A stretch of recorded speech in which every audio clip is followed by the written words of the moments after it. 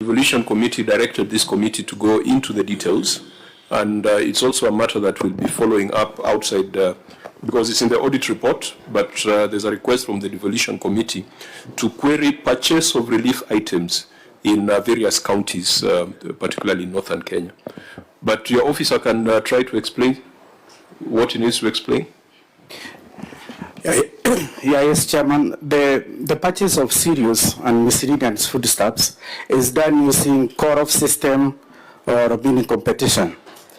During the year, once you get the agreed prices with suppliers, you do market survey periodically. Then, if the market survey indicates that a product has reduced in price, you go with the market survey price.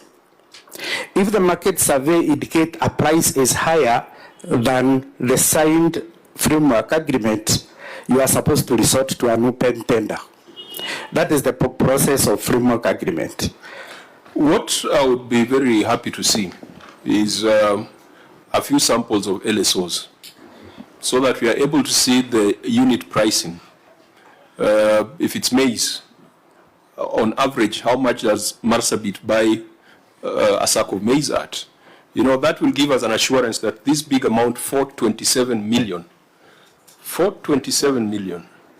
which Senator Kongo Mogeni is convincing us to ring fence for small counties. 440, it was 440, actually it's almost exactly the amount you want us to ring fence. 440, was it 446 million? So Marsabit uses 447 million on purchase of foodstuff. But as an accountability committee, it would also be important to know what did Marsabit get for 476 million. And in terms of pricing, in terms of quantities, we don't seem to have anything. And the auditor, I think you need to be asking these questions also. Yeah, you need to be asking these questions. That for 476 million, which is close to 8% of the county's total budget, are we getting value for money? Could we have gotten twice the amount? The query on postal addresses is a symptom of conflict of interest. Yes, Chair. That's a smoking gun on conflict of interest. Vice Chair? Yeah, Chair, I'm just following your line of thinking, and I would want to know if this happens every year. This program is a yearly program, it's a perennial program, and if so, is there any framework, any law guiding the usage of this money, or you just put a budget line and you purchase and distribute?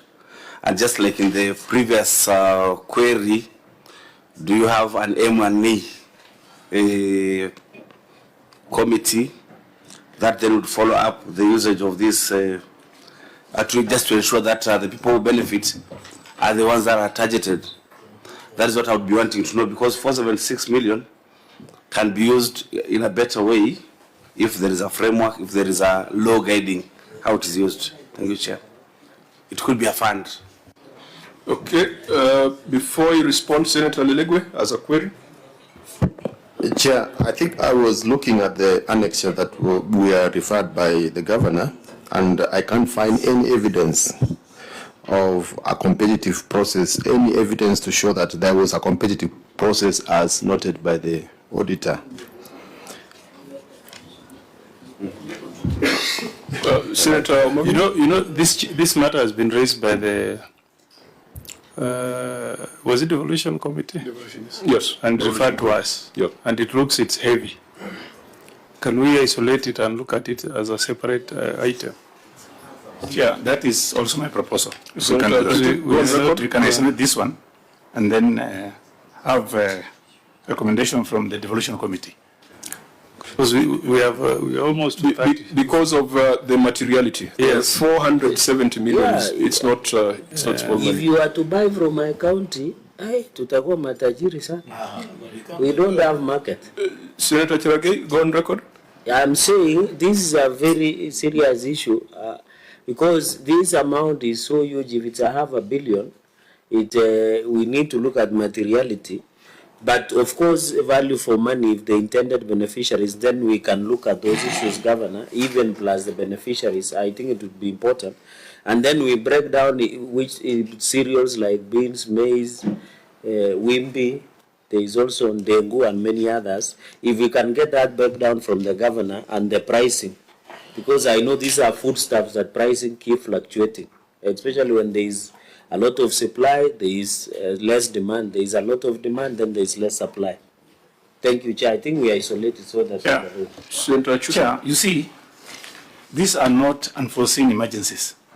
And normally, a drought is not unforeseen emergencies. These are something that recurs frequently, and we need to have at least prices that are acceptable, that are also competitive. Let me give you an example. You can get a price from National Cereals and Produce Board. Then you can compare it with what is in the market. You understand what I'm saying? So we need to go that way, Chair. Yeah, because it goes back to the question asked by Senator Lilegwe, that even the appendices, they begin from the notification of award. They don't begin from where the process started. So if you are to ask those questions, you are not going to get answers now. Senator Wambua. Yeah, Chair, let's just isolate this issue because it's going to be a big conversation, a really big conversation. Chair, when at some point you hear me arguing about when people talk about one man, one vote, one shilling, and I say add there 1 kilometer. These are some of the conversations that I want us to have. That a bag of maize in a place like Sololo, you cannot compare the price of that one bag of maize with the price given by NCPB from Vika. The distance to service. Yes. It's a whole conversation.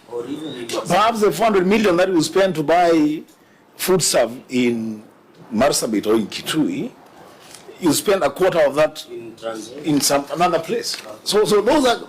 Let's isolate this issue, then we can have a serious conversation around this issue. Governor? Yes, Mr. Chairman, thank you very much. This issue, we need to put it into context, Mr. Chairman, and I invite the committee to understand my submission.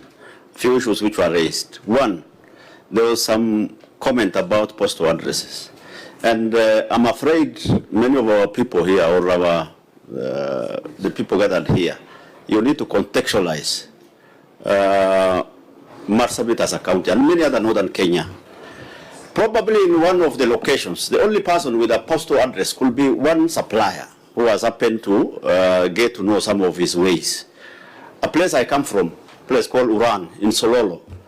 You know, when I was admitted to high school, the postal address we used is that of the DC in Sololo.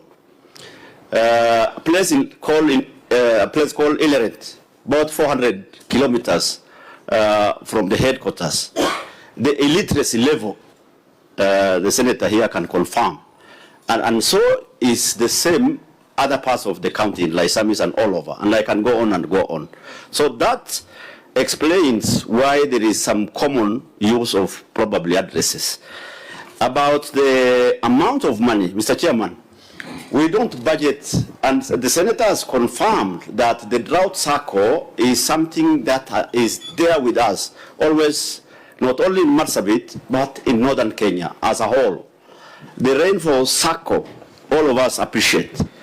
And because of the nature of our people, and these are pastoralists, they rely on livestock generally.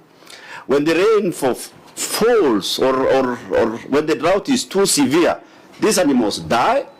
They have nothing else to turn to. So the county, and I'm very grateful, sometimes even the national government comes in handy so that we give food. They depend on relief food. It may be shocking to some people seated here that some part of this country still relies on relief food. Yeah.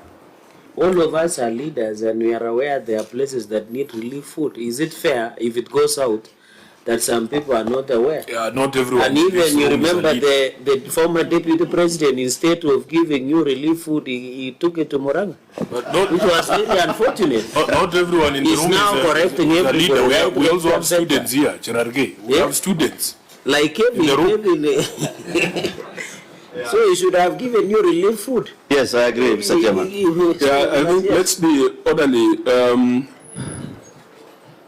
Okay, proceed. Yeah. So, Mr. Chairman, I was saying we don't always budget that much money you see in the report, because it becomes necessary that we increase that amount, so it goes through supplementary process. Every other corner of the county cries out, so we follow the process, and through supplementary, sometimes we enhance. This year, for example, there was only a figure of 200 million. We did not need to enhance because the long rains came in time. We didn't need to increase that figure, you know? So I beg your indulgence, Mr. Chairman, to appreciate the circumstances that leads us to requiring to purchase some of these commodities. But as to the procedure that you asked, we will be able to give clarification as and when required. I think let me just point two things related to what we are dealing with right now. We have a debate going on how to allocate revenue amongst counties, and it's still a very live debate, and a number of senators here have come up with various proposals. If in this financial year you spend 5% of your total budget on drought mitigation, how then do we ensure that we've got a formula that is just to the people of northern Kenya or the people in those areas, if 5% is going to drought mitigation? Because you have parameters on poverty, we have parameters on population, we have parameters on land. Should we bring in a parameter on climate resilience? Because if already you are spending 5%, it's the same in Mandera, same in Marsabit, same in Isiolo, same in Wajir, same in Garissa, and Turkana as well. So, Senator Omogeni, I think you are the expert in that formula, going by your efforts in the last couple of days to convince members to support the small counties. Is it time we consider that climate resilience parameter? Secondly, the National Assembly does not want counties to get more money, and they point at this. In their view, this 476 million was stolen by the governor, when you listen to them in mediation. Because there are some bad habits. There's a county that budgeted for, was it supplements for wild animals out of this? Was it wild animals or domestic animals? Wild animals. And so, you know, this thing gives the Senate a very bad name when you're insisting you need more money, when 476 was used to buy food, rather than doing other things that can spur economic productivity. So those are issues of serious concern that will require us to do a special inquiry on this matter. So Senator Chute, I think it was your statement, but it is no longer your statement. It is now a property of the House. Correct. I think this committee will call the counties that are spending these amounts of money, because in the counties that have counted, it could be close to some 3 billion Kenya shillings annually that is spent on this kind of interventions. We need to be sure that it is value for money.